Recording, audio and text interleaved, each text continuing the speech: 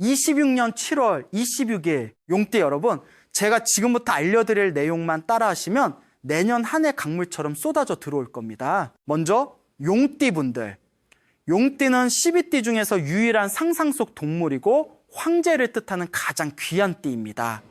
사주학에서 용은 진토라고 부릅니다. 흙 중에서도 습한 땅, 그러니까 생명이 자라나는 옥토의 기운입니다. 병오년입니다. 병은 불을 뜻하고 오는 말을 뜻합니다. 불과 말이 만나는 해죠. 그런데 용띠한테는 이게 엄청난 의미가 있습니다. 사주에서 흙은 불을 만나면 더욱 단단해집니다. 불로 흙을 구우면 단단한 그릇이 되듯이 말입니다. 2016년 불의 기운이 용띠의 흑운을 완벽하게 굳어내는 해입니다. 그러면 여러분은 어떤 어려움도 이겨낼 수 있는 단단한 그릇이 되는 겁니다. 더 중요한 건 토생금이라는 원리입니다. 흙이 금을 낳는다는 뜻이죠. 용띠의 흙기운이 2016년에는 금을 만들어냅니다. 금은 곧 재물입니다. 땅속에서 금맥이 터지듯이 여러분한테서 돈이 쏟아져 나올 겁니다. 특히 3월부터 10월까지가 재물의 황금기입니다. 이 기간은 용띠의 식상운과 재성운이 겹치는 시기입니다. 식상운은 내가 만들어내는 운이고 재성운은 돈이 들어오는 운입니다. 무슨 일을 해도 성과가 나고 그 성과가 바로 돈으로 바뀝니다. 땅을 사시든 장사를 크게 하시든 투자를 하시든 전부 대박입니다. 다만 한 가지만 조심하세요. 용은 진이고 말은 오입니다. 진오파의 관계입니다. 파라는 거는 깨진다는 뜻이죠. 너무 욕심부리면 오히려 깨질 수 있다는 겁니다. 큰 돈을 벌어도 겸손하게 하시고 차분하게 모으세요. 올해 용띠의 제일 큰 특징은 관록운이 따른다는 겁니다. 관록운은 벼슬을 하고 녹봉을 받는 운입니다. 직장에서 높은 자리로 가거나 장사에서 주도권을 잡거나 사회적 지위가 확 올라갑니다. 지위가 올라가면 돈은 저절로 따라오는 법이죠. 특히 간목과 을목이 많으신 분들은 더욱더 좋습니다. 목은 흙을 누르는데 용띠가 이걸 재물로 바꿔버립니다. 주변에 사람들이 구름같이 모여들 겁니다. 그 중에는 귀인도 있고 소인배도 있으니 잘 보고 사귀세요. 건강은 전체적으로 아주 튼튼한 해입니다. 용띠는 원래 생명력이 강한 편인데 2016년은 더더욱 좋습니다. 하지만 너무 믿지는 마세요. 위장 쪽을 특히 조심하셔야 합니다. 토가 너무 강하면 오히려 소화가 안 될 수 있습니다. 술, 담배는 줄이시고 제때 드시고 푹 쉬는 시간 꼭 가지세요. 짝 만나는 운하고 혼인은 화려합니다. 용띠는 원래 매력이 넘치는데 올해는 관사운까지 더해져서 이성들이 줄을 섭니다. 연인분들은 혼인 이야기가 오갈 거고요. 혼자 계신 분들은 좋은 곳에서 괜찮은 짝을 만날 수 있습니다. 다만 너무 급하게 정하지 마세요. 천천히 보고 결정하는 게 좋습니다. 결론적으로 2016년 용띠는 평생 최고의 해를 맞습니다. 하늘이 주신 기회를 놓치지 마시고 과감하게 움직이되 겸손하기만 하면 큰 성공입니다. 그럼 이제 진짜 중요한 이야기 시작합니다. 26년 용띠 재물운을 터뜨릴 3가지 신비한 물건 알려드립니다. 이것들만 제대로 준비하시면 돈이 강물처럼 쏟아져 들어올 겁니다. 사주학에서는 각자 띠에 맞는 물건이 따로 있다고 합니다. 자기 띠에 딱 들어맞는 물건을 곁에 두면 재물운이 하늘과 땅 차이로 달라진다는 거죠. 용띠가 들고 다니면 2016년에 금전운이 상승하는 첫 번째 물건은 노란색 천입니다. 노란 천 한 장이면 1년원도 안 하는데 이게 여러분 통장에 큰 돈을 불러올 수 있습니다. 안 믿기시죠? 그런데 진짜입니다. 노란색 천이 왜 용띠 재물운을 폭발시키는지 속 시원하게 말씀드리겠습니다. 사주학에서 노란색은 토의 색깔입니다. 바로 흙의 색이죠. 용띠도 진토라서 흙의 기운입니다. 같은 기운끼리 만나면 힘이 배가 됩니다. 흙과 흙이 만나 높은 산을 이루듯이 노란색 천이 여러분의 재산을 산처럼 쌓아줍니다. 천이라는 물건 자체가 깊은 의미를 담고 있습니다. 천은 감싸고 보호하는 성질이 있습니다. 귀한 물건을 천으로 싸서 보관하잖아요. 노란색 천으로 돈을 싸듯이 하면 재물이 안전하게 지켜지고 계속 불어납니다. 그리고 노란색은 황금색과도 통합니다. 황토, 황금, 황제 다 노란색이죠. 여러분이 돈 관리할 때도 황제처럼 크게 생각하고 대담하게 결정하도록 도와줍니다. 사주에서 토생금이라고 했죠. 흙이금을 낳습니다. 노란색 천을 가지고 계시면 여러분의 흙 기운이 계속해서 금을 만들어내는 것과 똑같은 효과가 납니다. 그러면 재물이 끝없이 생기는 거죠. 실제로 제가 아는 분 중에 수원에 사시는 최모 회장님이 계십니다. 작년 초에 이 노란색 천 이야기를 듣고 지갑 안에 작게 접어서 넣고 다니셨대요. 그랬더니 석 달 만에 몇십억짜리 땅 거래가 성사되고 회사 매출도 작년보다 5배로 뛰었답니다. 본인도 신기하다고 하시면서 가족들 지갑에도 다 넣어주셨다고 하더라고요. 노란색 천 쓰는 법 알려드립니다. 천은 천연 소재가 좋습니다. 면이나 삼배 같은 거요. 크기는 손수건만한 것이 딱 좋습니다. 그 천으로 돈을 싸거나 지갑 안에 접어서 넣고 다니세요. 천에 돈을 싸면 재물이 새지 않고 계속 쌓입니다. 지갑에 넣고 다니면 들어오는 돈이 계속 불어납니다. 집에 보관할 때는 금고나 서랍 같은 곳에 돈하고 함께 두면 재산이 불어납니다. 한 달에 한 번은 천을 꺼내서 깨끗이 빨아주세요. 깨끗해야 기운이 좋습니다. 중요한 계약할 때나 사업 이야기 나갈 때는 반드시 천을 지니고 가세요. 큰 결정을 할 때 안정감하고 자신감을 불어넣어 줍니다. 용띠가 들고 다니면 2026년에 금전운이 상승하는 두 번째 물건은 동그란 거울입니다.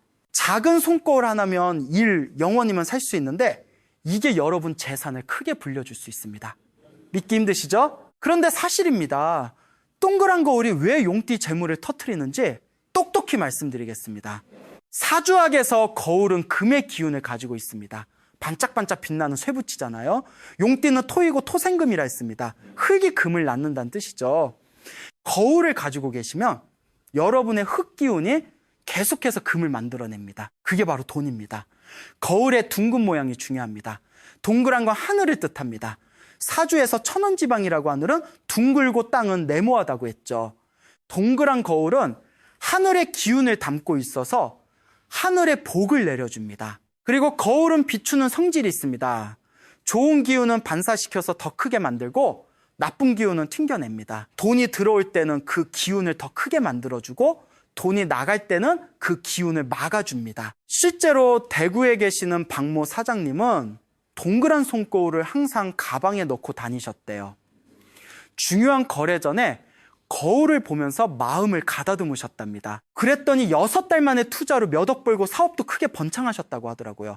지금도 그 거울을 보물처럼 아주 소중히 간직하신답니다. 동그란 거울 쓰는 법 제대로 알려드립니다. 거울은 작은 손거울이면 됩니다. 화장품 가게나 마트에서 파는 거예요. 크기는 손바닥만한 게 좋습니다.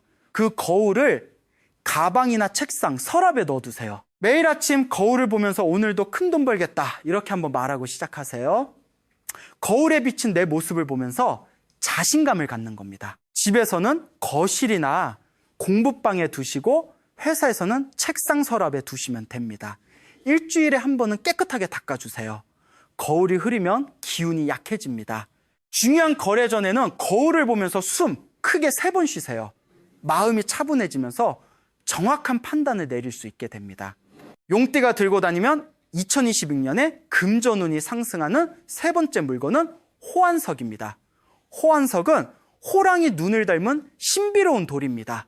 갈색과 황토색이 섞인 바탕에 금빛 줄무늬가 흐르는데 마치 황금용의 비늘을 갖고 있습니다. 이 돌 하나만 제대로 가지고 계셔도 인생이 완전히 달라집니다. 옛날 황실에서 황제만 가질 수 있었던 돌이 바로 이겁니다. 재물을 불러 모으고 권세를 높여주는 힘이 엄청나거든요. 호환석이 용띠한테 특별한 이유를 사주 관점에서 자세히 말씀드립니다. 호환석은 땅의 전기가 아주 오랜 세월 응축되어 만들어진 돌입니다. 수백 년, 수천 년 땅속에 묻혀 있으면서 토의 정수를 모두 빨아들였습니다. 용띠는 진토입니다. 같은 토 기운인데 호환석은 이미 완성된 토이고 용띠는 살아있는 토입니다. 완성된 토가 살아있는 토를 만나면 기운이 순환하면서 무한대로 커집니다. 마치 옛 땅과 새 땅이 만나 비옥한 대지를 이루는 것과 같습니다. 호환석의 황토색과 금빛이 핵심입니다. 황토색은 진토를 상징하고 금빛은 토생금을 상징합니다. 용띠가 호환석을 가지면 여러분의 진토 기운이 끝없이 금을 생산해냅니다. 공장에서 기계가 돌아가도 쉬지 않고 재물이 만들어지는 겁니다. 사주학에서 호랑이는 인목이고 용은 진토입니다. 인과 진이 만나면 삼합을 이룹니다. 인호진 삼합이라고 해서 나무의 기운이 완성됩니다. 나무는 재물을 의미하는 재성입니다. 호환석의 호랑이 기운이 용띠의 재성을 완성시켜주는 겁니다. 호환석을 차고 계시면 재물이 완전히 내 것이 됩니다. 흔들리지 않고 확실하게 쌓입니다. 호환석의 무늬를 자세히 보시면 물결처럼 흐릅니다. 이게 바로 용의 승천을 의미합니다. 용이 구름 타고 하늘로 올라갈 때 남기는 흔적이 바로 이 무늬입니다. 호환석을 몸에 지니면 용띠가 땅에서 하늘로 올라가는 힘을 받습니다. 지위도 올라가고 명예도 올라가고 재산도 따라서 쭉쭉 올라갑니다. 사주에서 용은 천라지망이라는 별을 가지고 있습니다. 하늘의 그물이란 뜻인데 이게 나쁜 의미가 아닙니다. 하늘이 내린 큰 그물로 복을 싹 담아낸다는 뜻입니다. 호환석이 바로 그물을 더 크고 튼튼하게 만들어줍니다. 들어오는 복과 재물을 하나도 놓치지 않고 다 담아냅니다. 실제로 제주도에 계시는 강모 회장님은 호환석 팔찌를 4년 전부터 차고 다니셨대요. 원래 땅 장사를 하셨는데 큰 거래는 항상 망설이셨답니다. 팔찌를 차고 나서는 담대하게 결정을 내리셨는데 그게 전부 성공했대요. 4년 만에 제주도의 땅을 여러 곳에 사고 개인 재산이 100억이 넘었다고 하시더라고요. 호환석은 반드시 팔찌로 만들어서 차고 다니셔야 합니다. 손목에 계속 닿아 있어야 효과가 제대로 납니다. 손목은 사주에서 아주 중요한 자리입니다. 수태 은폐경과 수양명 대장경이 지나가는 곳입니다. 이 경락을 통해서 재물 기운이 심장으로 들어가고 온몸으로 퍼집니다. 팔찌로 차면 호환석의 기운이 경락을 타고 오장육부로 다 퍼지는 겁니다. 그러면 몸 전체가 재물을 받아들일 준비가 됩니다. 왼손에 차면 재물을 받아들이는 힘이 강해집니다. 사주에서 왼쪽은 청룡이라 하여 재물이 들어오는 방향입니다. 오른손에 차면 재물을 지키는 힘이 강해집니다. 사주에서 오른쪽은 백호라 하여 지키고 보호하는 방향입니다. 양손에 다 차시면 받고 지키는 것이 완벽해집니다. 한 개만 차실 거면 왼손이 더 좋습니다. 일단 들어와야 지킬 것이 생기니까요. 호환석 팔찌를 차고 중요한 자리에 가보세요. 신기하게 사람들이 여러분을 대하는 태도가 달라집니다. 호환석의 황제 기운이 여러분을 감싸고 있어서 자연스럽게 위험이 생깁니다. 말 한마디 한마디에 힘이 실리고 결정하는 것마다 사람들이 따릅니다. 호환석 관리는 다른 돌보다 더 신경 써야 합니다. 사흘에 한 번은 흐르는 물에 씻어주세요. 호환석은 주변의 나쁜 기운을 빨아들이는 성질이 있어서 자주 정화해야 합니다. 한 달에 2번은 햇볕에 쬐어주세요. 진토는 양토라서 햇빛을 좋아합니다. 단 한여름 뜨거운 햇빛은 피하시고 아침 햇살이 제일 좋습니다. 중요한 계약이나 투자 결정을 앞두셨을 때는 이렇게 하세요. 호환석 팔찌를 차고 있는 손목을 반대손으로 감싸세요. 그리고 깊게 숨을 들이마시면서 마음속으로 진토생금 이렇게 3번 외치세요. 그러면 신기하게 머리가 맑아지면서 정확한 판단이 섭니다. 이건 사주 원리를 이용한 주문입니다. 자, 정리하고 마무리하겠습니다. 오늘 제가 알려드린 용띠 2026년 재물운을 터트리는 물건 3가지를 한번 짚고 갑니다. 첫 번째, 노란색 천. 용띠 흙 기운을 더욱 강하게 만들어 토생금으로 재물을 끝없이 만들어냅니다. 돈을 싸거나 지갑에 넣어서 항상 가지고 다니세요. 두 번째, 동그란 거울. 금의 기운으로 재물을 끌어당기고 좋은 기운은 키우고 나쁜 기운은 막아줍니다. 가방이나 책상에 두고 매일 보면서 다짐하세요. 세 번째, 호환석. 같은 토의 기운으로 재산을 산처럼 쌓아주고 애군을 풀어 나쁜 기운은 완전히 차단합니다. 팔찌로 만들어 차고 다니면 효과가 배가 됩니다. 이 3가지만 제대로 준비하셔서 연초부터 가까이 하시면 2026년 한 해 큰 돈 걱정은 없습니다. 재물이 강물처럼 쉬지 않고 들어올 겁니다. 용띠 여러분, 2026년 대박 나시고 큰 부자 되세요. 새해 복 많이 받으시고 건강하세요. 방금 전까지는 부에 대한 이야기였습니다. 그리고 지금부터는 완전히 새로운 주제로 넘어가 보겠습니다. 열심히 일했습니다. 누구보다 일찍 일어나고 누구보다 늦게 잠들었습니다. 가족을 위해 몸을 아끼지 않았고 단 하루도 쉬지 않고 버텼습니다. 그런데 지금 이 순간 통장 잔고는 왜 여전히 바닥을 기고 있습니까? 빚은 왜 줄어들기는커녕 눈덩이처럼 불어나고 있습니까? 보살님, 거사님, 지금 이 말이 가슴에 와닿는다면 제발 이 영상을 끝까지 보십시오. 오늘 스님이 드리는 이야기는 여러분의 인생을 바꿀 수도 있습니다. 저는 40년 넘게 수만 명의 인생을 들여다보았습니다. 새벽 4시에 일어나 논밭을 가 있던 농부도 보았고 밤새 공장을 돌리던 어머니도 보았습니다.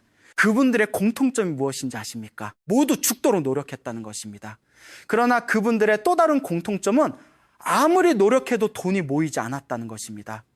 왜 그렇습니까? 스님의 오늘 그 진실을 말씀드리겠습니다. 그것은 게으름의 문제가 아닙니다. 운이 나빠서도 아닙니다. 바로 집안의 기운이 막혀있기 때문입니다. 돈에는 눈이 있습니다. 귀가 있습니다. 그리고 감정이 있습니다. 돈은 자신을 반기는 집으로 흘러 들어가고 자신을 밀어내는 집에선 빠져나갑니다. 여러분의 집이 지금 돈을 맞이할 준비가 되어 있습니까? 현관은 박스입니까? 부엌은 깨끗합니까? 재물 에너지가 모이는 자리에 무거운 짐이 쌓여 있지는 않습니까? 이런 것들을 모르고 아무리 밖에서 뛰어다녀봐야 그것은 밑 빠진 독에 물을 붓는 것과 같습니다. 집안의 기운이 새고 있는데 밖에서 아무리 채워봐야 소용이 없습니다. 그런데 보살님, 거사님, 오늘 스님이 드리고자 하는 말씀은 거창한 풍수 인테리어 이야기가 아닙니다. 수백만 원짜리 풍수 소품도 아닙니다. 지금 당장 여러분의 집 어딘가에 반드시 있는 거 바로 쌀 7알로 시작하는 이야기입니다. 단 7알입니다.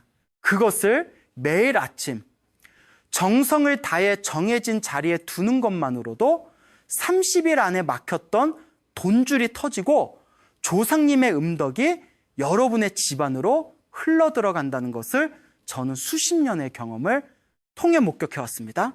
이것은 미신이 아닙니다. 이것은 동양 철학 수천 년의 지혜가 응축된 실천법입니다. 하늘의 기운과 땅의 기운이 만나는 숫자, 그리고 천지의 정기를 담은 곡식인 쌀, 이 두 가지가 만날 때 무슨 일이 일어나는지 오늘 스님이 여러분께 낱낱이 알려드리겠습니다. 지금 빚으로 힘드십니까? 아무리 일해도 남는 게 없습니까? 그렇다면 오늘이 바로 그 흐름을 바꾸는 첫날이 될 것입니다. 끝까지 함께 해주십시오. 지금으로부터 몇 년 전의 일입니다. 늦가을 어느 아침 절 앞에 한 여인이 쪼그려 앉아 소리 없이 울고 있었습니다. 나이를 여쭤보니 52살이라고 했습니다. 얼굴은 나이보다 훨씬 늙어 보였고 손은 갈라지고 거칠었습니다. 평생 쉬지 않고 일한 손이었습니다. 그분의 이름은 밝힐 수 없지만 스님은 그분을 지금도 잊지 못합니다. 그 눈빛이, 그 절박함이 스님의 가슴 속에 아직도 선명하게 남아있기 때문입니다. 그분의 사연은 이러했습니다. 남편이 작은 사업을 하다 실패하면서 빚이 생겼습니다. 처음에는 갚을 수 있다고 생각했습니다. 그래서 본인이 식당 일을 시작했습니다. 새벽 5시에 나가밤 11시에 들어오는 생활을 2년 넘게 이어갔습니다. 그런데 갚아도 빚은 줄지 않았습니다. 이자가 원금을 먹고 있었기 때문입니다. 설상가상으로 막내 아들이 몸이 아파 병원을 들락날락하게 되었고 남편은 그 스트레스를 이기지 못해 술로 버티고 있었습니다. 그분은 스님 앞에 무릎을 꿇고 이렇게 말했습니다. 스님, 저는 이제 더 이상 버틸 힘이 없습니다. 무엇을 어떻게 해야 합니까? 스님은 그분의 손을 잡았습니다. 그리고 한참을 아무 말 없이 있었습니다. 말보다 먼저 그분의 기운을 느껴야 했기 때문입니다. 잠시 후 스님이 입을 열었습니다. 보살님, 지금 집안의 기운이 완전히 막혀 있습니다. 아무리 밖에서 벌어와도 집이 그 돈을 붙잡지 못하고 있어요. 물이 새는 독에 물을 붓고 있는 겁니다. 그분은 눈물을 훔치며 물었습니다. 그러면 어떻게 해야 합니까? 스님, 돈이 없어서 큰 것은 못합니다. 스님은 조용히 답했습니다. 돈 한 푼 들지 않습니다. 쌀 7알이면 충분합니다. 그분의 표정에 당혹감이 스쳤습니다. 쌀 7알이라니 너무 단순해서 오히려 믿기 어려웠을 것입니다. 스님은 이해했습니다. 그래서 이렇게 말했습니다. 믿음 반, 실천 반입니다. 딱 30일만 해보십시오. 하루도 빠지지 말고 매일 아침 해가 뜨기 전에 정성을 다해 쌀 7알을 곡간 쪽 깊은 곳에 두십시오. 두 손을 모으고 조상님께 감사의 말씀을 드리십시오. 그것으로 충분합니다. 그분은 반신반의하면서도 고개를 끄덕였습니다. 30일이 지났습니다. 그분에게서 연락이 왔습니다. 목소리가 달라져 있었습니다. 첫째 주는 아무 변화가 없었다고 했습니다. 둘째 주에 오랫동안 연락이 끊겼던 오래된 거래처에서 갑자기 전화가 왔다고 했습니다.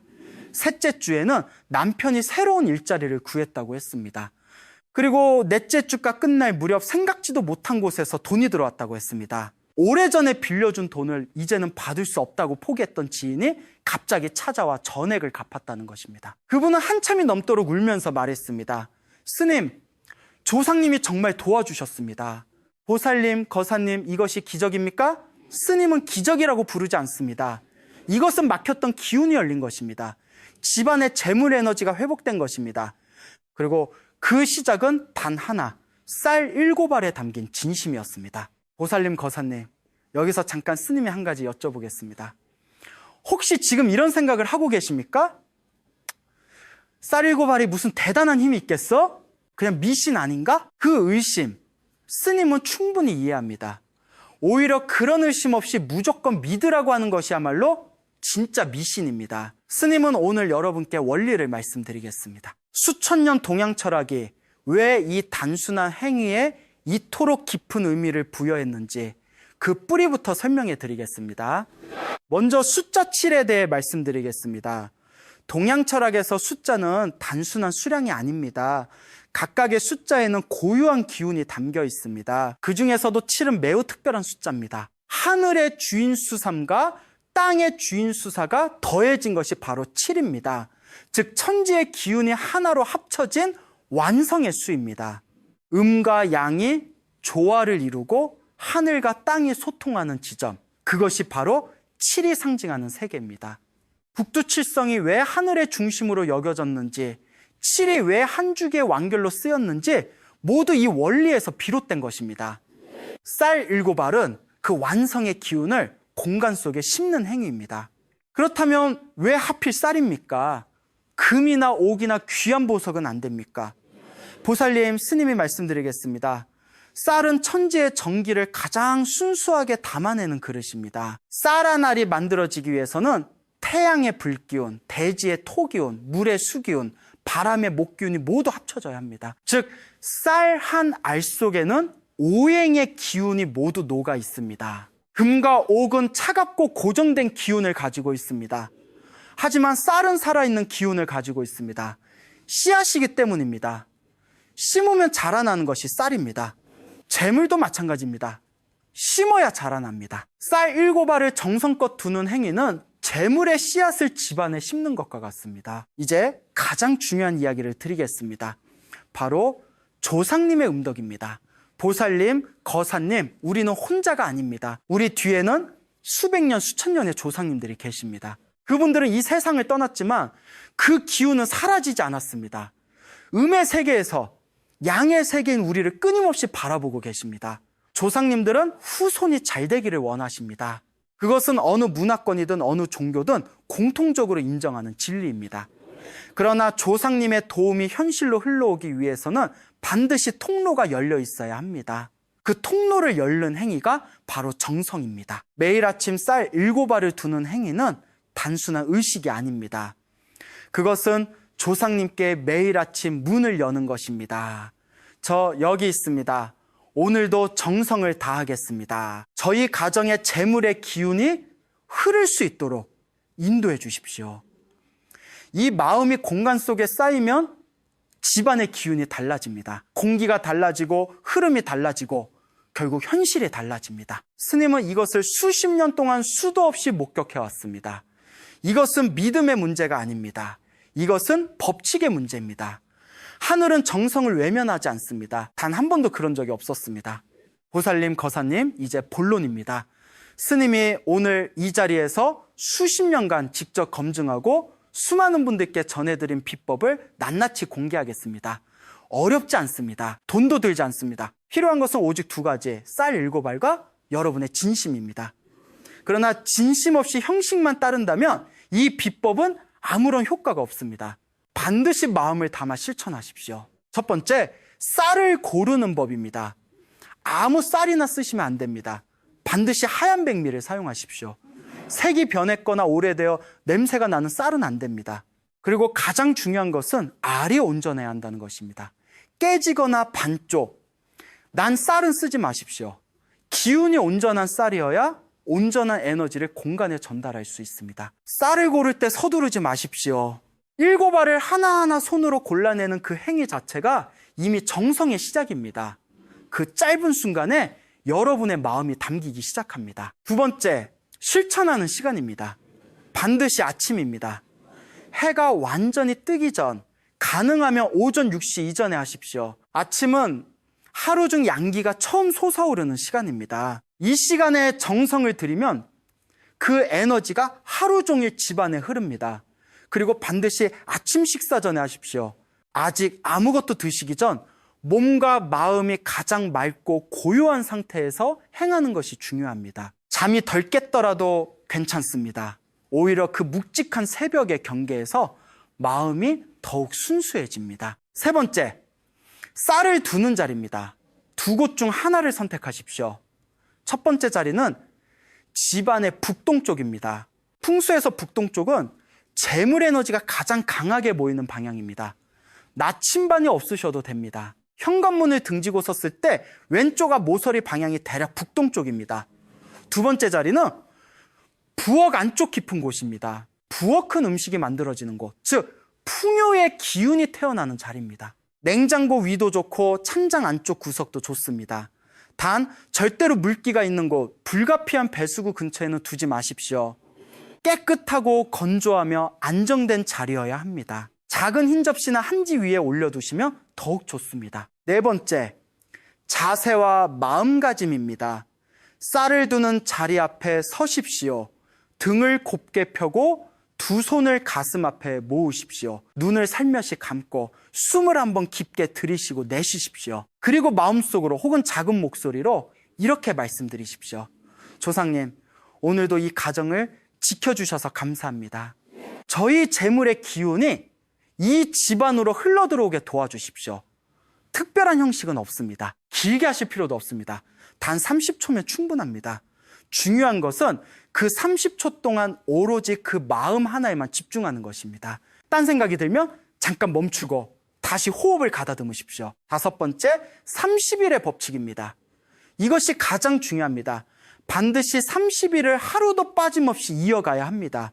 왜 30일입니까? 에너지에는 쌓이는 시간이 필요합니다. 물이 끓으려면 100도가 되어야 하듯 집안의 기운도 임계점에 도달해야 변화가 일어납니다.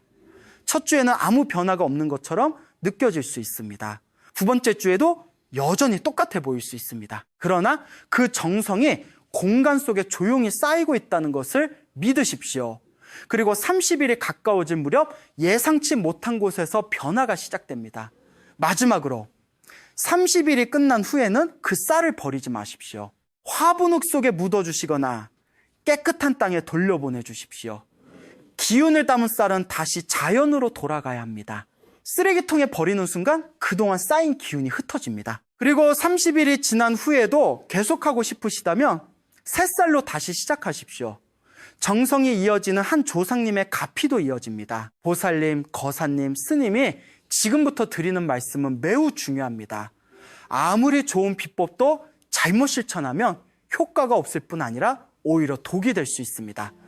스님은 지난 수십 년간 수많은 분들을 상담하면서 같은 실수가 반복되는 것을 보아왔습니다. 좋은 마음으로 시작했지만 결과가 없었다고 하시는 분들, 그분들 대부분이 다음 세 가지 중 하나를 범하고 있었습니다. 오늘 이 말씀을 귀담아 들으시고 절대로 같은 실수를 되풀이하지 마십시오. 첫 번째 실수는 몸은 하면서 마음은 하지 않는 것입니다. 이것이 가장 흔하고 가장 치명적인 실수입니다. 쌀을 두면서 속으로 이런 생각을 하십니까? 이게 뭐 소용이 있겠어? 어차피 안 될 텐데 스님이 시키니까 그냥 해보는 거지. 보살님, 그 의심이 바로 기운을 차단하는 벽입니다. 우주의 에너지는 마음의 주파수에 반응합니다. 진심이 없는 행위는 텅 빈 그릇과 같습니다. 아무리 좋은 음식도 구멍난 그릇에는 담기지 않습니다. 스님이 예전에 상담했던 한 분은 석 달을 매일 빠짐없이 쌀을 두었는데 아무 변화가 없다고 하셨습니다. 자세히 여쭤보니 그분은 매일 아침 쌀을 두면서 동시에 이게 진짜 될까라는 생각을 멈추지 않으셨습니다. 의심이 정성을 삼켜버린 것입니다. 믿음이 전부는 아닙니다. 그러나 의심은 전부를 무너뜨립니다. 두 번째, 실수는 쌀을 잘못된 자리에 두는 것입니다. 앞서 말씀드린 대로 쌀은 깨끗하고 안정된 자리에 두어야 합니다. 그런데 스님이 실제로 목격한 가장 심각한 경우는 화장실 근처 혹은 현관문 바로 옆에 두신 분이었습니다. 화장실은 풍수에서 기운이 빠져나가는 자리입니다. 그 근처에 재물의 씨앗을 심는 것은 기름진 땅 대신 오염된 땅에 씨앗을 묻는 것과 같습니다. 현관 바로 옆도 마찬가지입니다. 현관은 기운이 들어오고 나가는 통로입니다. 그 자리에 두면 쌓이기 전에 흩어집니다. 또한 쌀 위에 다른 물건을 올려두거나 먼지가 쌓인 선반 위에 방치한 것도 금물입니다. 쌀이 놓인 자리는 매일 정결하게 유지해야 합니다. 그 자리가 더러워지면 기운도 더러워집니다. 세 번째 실수는 중간에 끊었다가 다시 시작하는 것입니다. 이것을 스님은 가장 안타깝게 여깁니다. 비법을 성실하게 하다가 어느 날 깜빡하고 건너뛰고 그 다음날 다시 시작하시는 분들이 있습니다. 그렇게 하시면 안 됩니다. 에너지는 연속성 위에 쌓입니다. 매일 한 겹씩 쌓이는 정성의 층이 임계점에 도달해야 조상님의 기운이 공간에 스며들 수 있습니다. 중간에 하루를 빠지는 것은 15층짜리 건물을 짓다가 기초를 허무는 것과 같습니다. 다시 처음부터 시작해야 합니다. 어렵지 않을 수 있지만 실상 하루 30초의 일입니다. 30일 동안 단 30초를 지키지 못한다면 그것은 시간이 없어서가 아니라 마음이 없는 것입니다. 스님은 이 말씀을 냉혹하게 드리는 것이 아닙니다. 여러분이 진짜 변화를 원하신다면 이 작은 약속 하나는 반드시 지켜주십시오. 보살님, 거사님, 풍수는 자연의 법칙입니다. 법칙에는 예외가 없습니다. 그러나 그 법칙을 움직이는 가장 강력한 힘은 결국 사람의 진심입니다. 형식이 완벽해도 마음이 비어 있으면 아무것도 오지 않습니다. 반대로 형식이 조금 서툴러도 마음이 간절하고 성실하다면 하늘은 반드시 그 정성을 알아봅니다. 스님이 평생을 통해 배운 진리는 이것 하나입니다. 하늘은 정성을 속이지 않습니다. 보살님, 거사님, 스님이 지금부터 드리는 말씀은 어쩌면 여러분이 평생 듣고 싶었던 이야기일 수도 있습니다. 왜 어떤 집안은 대대로 부유하고 어떤 집안은 대대로 가난합니까? 왜 똑같이 열심히 사는데 어떤 사람은 귀인을 만나고 어떤 사람은 매번 손해만 봅니까? 이 질문의 답은 단 하나입니다. 조상님의 음덕이 얼마나 그 집안에 흐르고 있느냐의 차이입니다. 스님은 이 말을 미신으로 치부하지 마시기를 간곡히 부탁드립니다. 이것은 동양 철학 수천 년이 검증해온 엄한 진리입니다. 조상님은 언제나 우리 곁에 계십니다. 이 세상을 떠났다고 해서 사라진 것이 아닙니다. 음의 세계에서 양의 세계를 바라보며 후손들이 잘 되기를 간절히 바라고 계십니다. 어떤 어머니가 자식이 굶주리는 것을 보고도 외면하겠습니까? 어떤 아버지가 자식이 빚에 허덕이는 것을 알면서도 그냥 지나치겠습니까?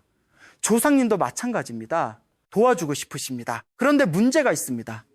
그 도움이 현실로 흘러오기 위해서는 통로가 열려 있어야 합니다. 그 통로가 막혀 있으면 아무리 조상님이 힘을 쏟아도 현실에 닿지 못합니다. 그렇다면 무엇이 그 통로를 막습니까? 스님이 보아온 원인은 크게 세 가지입니다. 첫째는 감사함의 부재입니다.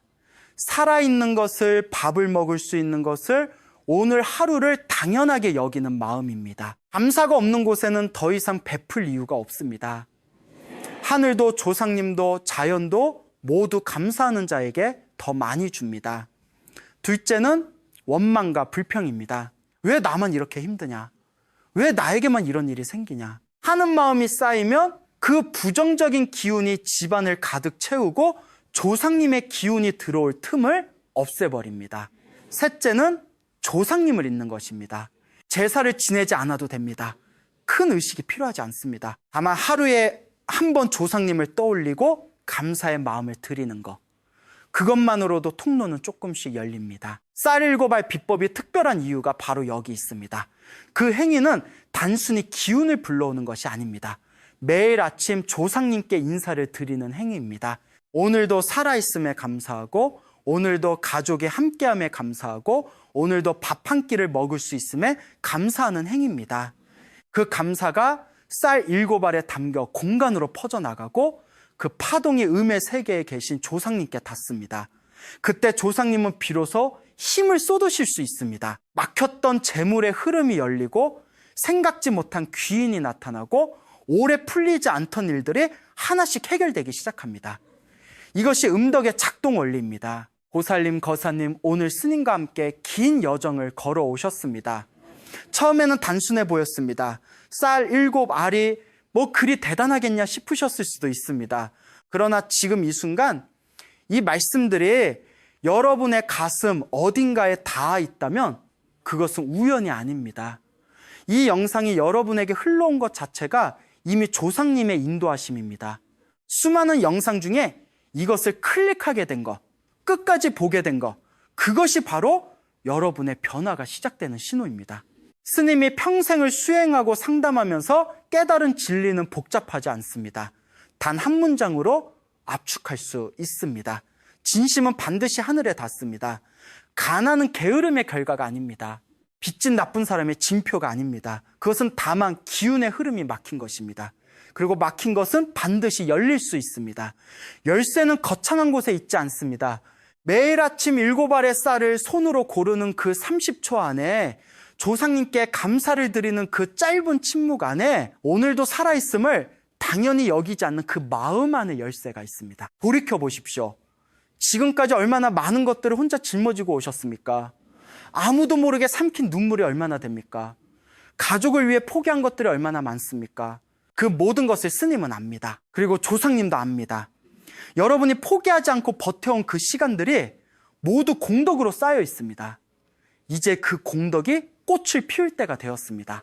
오늘이 그 시작입니다. 매일 아침 해가 뜨기 전 쌀 7알을 손으로 하나하나 고르면서 그 작은 행위로 여러분은 30년 묵은 기운의 흐름을 바꾸기 시작하는 것입니다. 30일을 성실히 하십시오. 하루도 빠지지 마십시오. 결과에 집착하지 마십시오. 다만 매일 아침 그 자리에 서서 정성을 다하십시오. 변화는 소리 없이 옵니다. 어느 날 갑자기 오래된 전화가 한 통 오고, 어느 날 예상치 못한 곳에서 돈이 들어오고, 어느 날 막혀있던 일이 스르륵 풀립니다. 그때 여러분 알게 됩니다. 하늘이 보고 있었다는 것을, 조상님이 함께하고 계셨다는 것을. 지금 빚으로 힘든 이웃이 있습니까? 아무리 일해도 돈이 모이지 않아 지쳐가는 형제가 있습니까? 사업이 막혀 잠 못 이루는 친구가 있습니까? 그분들에게 이 영상을 전해주십시오. 남의 어둠을 밝혀주는 행위는 나의 복을 2배로 만듭니다. 촛불 하나가 또 다른 촛불에 불을 붙여도 처음 촛불의 빛은 줄어들지 않습니다. 오히려 방 전체가 밝아집니다. 나누는 자가 더 풍요로워집니다. 이것이 우주의 법칙입니다. 마지막으로 스님이 여러분 한 분 한 분을 위해 기도드리겠습니다. 이 영상을 보고 계신 모든 분들의 가정에 재물의 기운이 넘쳐 흐르기를 빕니다. 오래 묵은 빚이 깨끗이 정리되기를 빕니다. 몸이 아픈 분들은 속히 건강을 회복하시기를 빕니다. 자녀들이 건강하게 자라 부모님의 기쁨이 되기를 빕니다. 오랫동안 막혀있던 모든 일들이 이제 활짝 열리기를 빕니다. 조상님의 음덕이 이 가정 저 가정 할 것 없이 골고루 흘러 들어가기를 간절히 바랍니다. 성불하십시오. 성불하십시오. 성불하십시오.